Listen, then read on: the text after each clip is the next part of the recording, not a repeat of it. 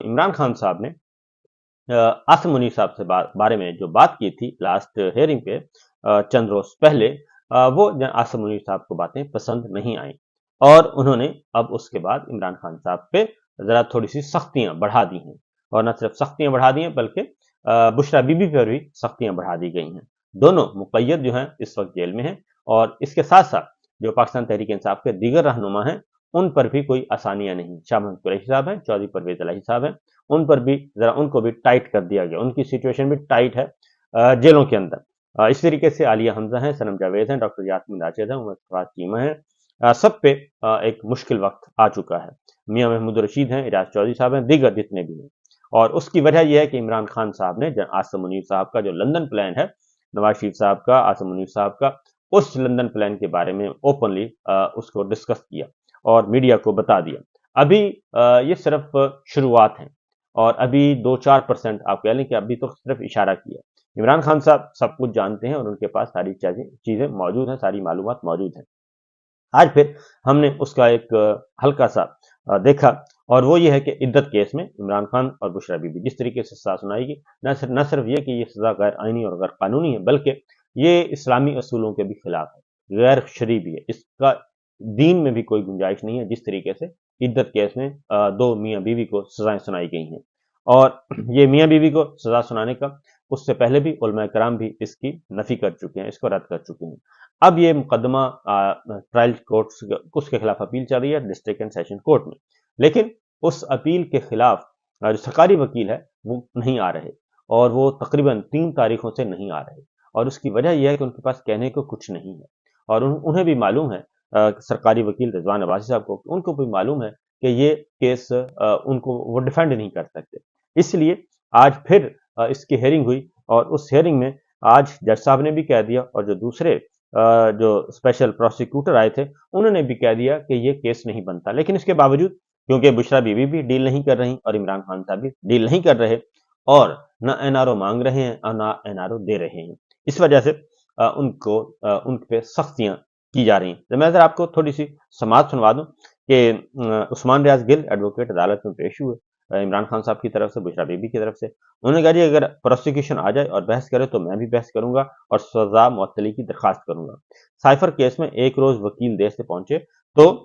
سرکاری پروسیکیوٹر تعینات کر کے سزا سنا دی گئی، اور راجہ رضوان عباسی آج نہیں آئے اور آئندہ 1 ہفتے تک بھی نہیں آئیں گے۔ آپ اپنے دلائل شروع کریں، کچھ تو کارروائی ہو،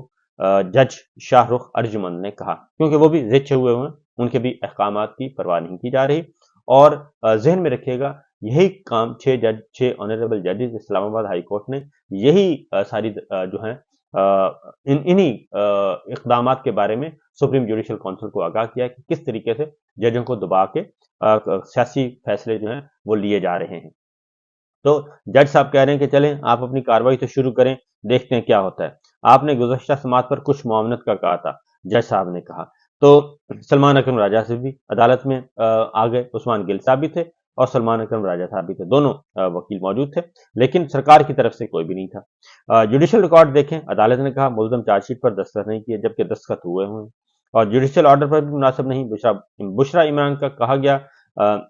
اطلاع کے بغیر واپس چلی گئی، اور بشرا بی بی کے استثناء کی درخواست اور شوکت خانم کا میڈیکل بھی ساتھ لگایا گیا، اور ٹرائل میں قانونی تقاضے پورے نہ ہونے اور ملزمان کو شفاف ٹرائل کا حق نہ دیا گیا۔ صبح 10 بجے سماعت شروع ہوئی، اور رات 10:30 بجے 11 بجے عدالت نے حتمی دلائل کا کہہ دیا، اور وکلا جیل میں کھائے پیے بغیر لگے رہے، اور اس کا کیا حال ہوا ہوگا عثمان ریاض گل نے یہ اس دن جو جیل میں ہوا تھا وہ بتا رہے ہیں، اور یہ سارا کچھ انہوں نے بتا دیا۔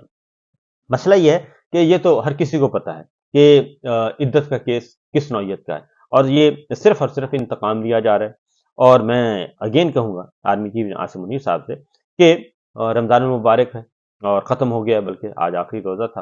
اور حافظ قرآن ہے، وہ قرآن مجید انہوں نے حفظ کیا ہوا ہے، اور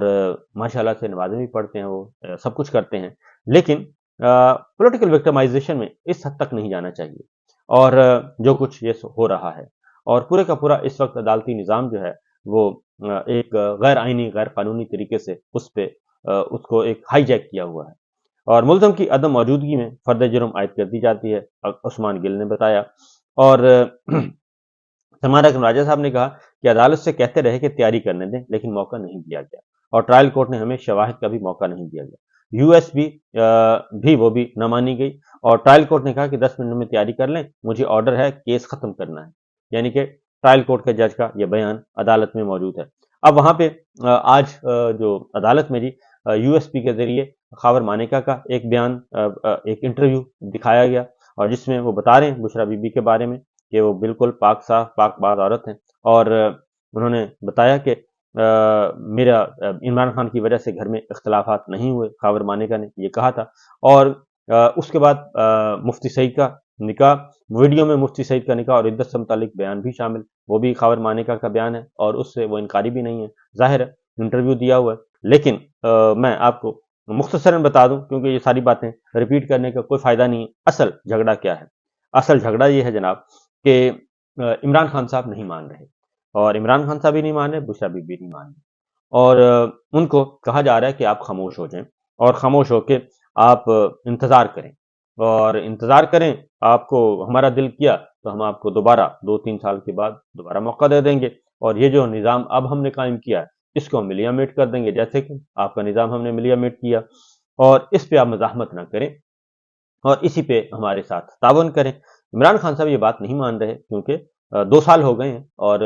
2 साल मुकम्मल हो गए हैं रजीम चेंज को, लेकिन 2 सालों में एक भी ऐसी कामयाबी नहीं है जो कि हमारी मिलिट्री इस्टेब्लिशमेंट को या मिलिट्री लीडरशिप को हासिल हुई हो। और दूसरी जानब पाकिस्तान के अवाम है, वो हर रोज़ एक नया तमाशा देखते हैं और हर रोज़ उनको इमरान खान साहब की बातों पर यकीन आ रहा है कि जो इमरान खान ने कहा वो सब कुछ उसी तरीके से हो रहा है। असल मसला ये है कि पाकिस्तान के अवाम जो हैं वो बिल्कुल एक दूसरी तरफ जा चुके हैं और वो कोई बात सुनने समझने के लिए तैयार ही नहीं है, क्योंकि वो ये बात इसलिए भी कि मिलिट्री स्टैब्लिशमेंट जो है हमारी, उन्होंने जो कुछ किया वो किसी भी सूरत में किसी भी सूरत में वो ऐसी बातें नहीं है कि जिनको कहा जाए कि ये दुरुस्त है। वो हर एतबार से उससे पाकिस्तान को नुकसान पहुंचा, पाकिस्तान के अवाम को नुकसान पहुंचा और दुनिया भर में पाकिस्तान का इमेज जो है वो एक मजाक बनकर रह गया है। लिहाजा ये एक जाती